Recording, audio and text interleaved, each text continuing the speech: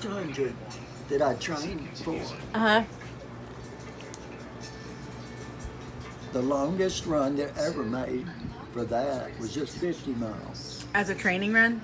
Yeah, that was the longest that I made.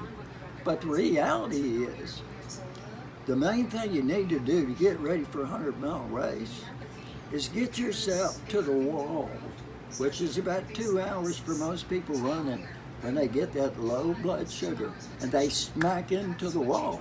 That means they've used all the glycogen that their body had stored up. Yeah. And it's going to switch over to burning its own fat Right. or its own muscle. Right. Okay. When you get to that point, I would have people get in the pool and run with a life jacket on in the pool until they hit low blood sugars, usually close to 2 hours. So I had them in the pool doing that. Then I'd get them out and give them some fuel, the fuel that we're going to use. You know, I made stuff, or you could use goods or whatever. We take that and go outside and run. Now what that means is, every mile that you run, that first mile you start with, is the same as with that 2 hours. So it's the same as you'd already had 15 miles. And what it amounts to is you're running on the other side of the wall. That's what ultra running is. Everybody's got about 2 hours before that where they don't need anything. So if you're gonna do long runs in ultras rather than do a 10-hour run, do 3 hours in the pool, then put shoes on, go out and run 7. You didn't beat your joints up near as much.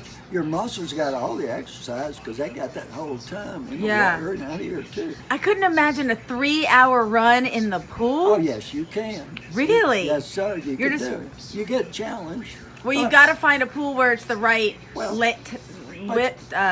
depth of water. Well, yeah, one that's deep. Tie yourself off to something. I tie myself off to one of the little ladders at the pool.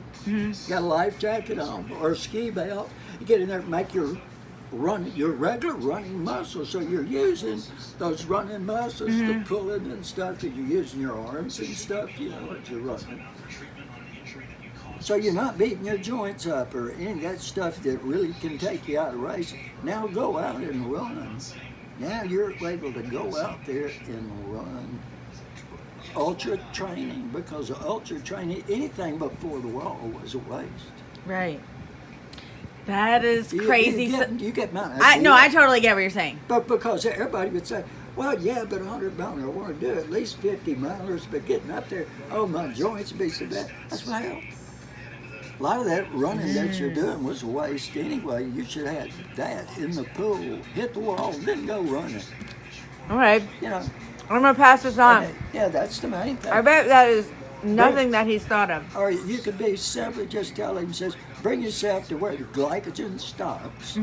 Brain shuts it off. It says no more glycogen for you're sucking this gasoline right out, and brain dies without it. So your brain shuts it off, and that's when they call it hitting the wall. When you do, you get weak and you go through all these different things. Okay.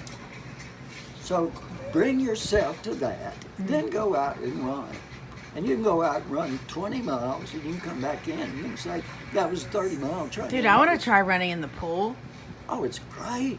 You have a pool out here you recommend? Run in the pool, get a headphones, and Yeah. listen to your shit. And if you're listening to some good shit, you can Yeah. run for hours. I know. Well, there you go. And I run and listen to books sometimes. Yeah, run, get in the pool. Yeah. Now get the kind that's, waterproof. Yeah. Okay, Anthony, that was a tutorial that I recorded to send to you. Yeah, it's... I will figure out a way to send this because it's a long Just video. say, what's he saying? Because my voice gets so garbled. No.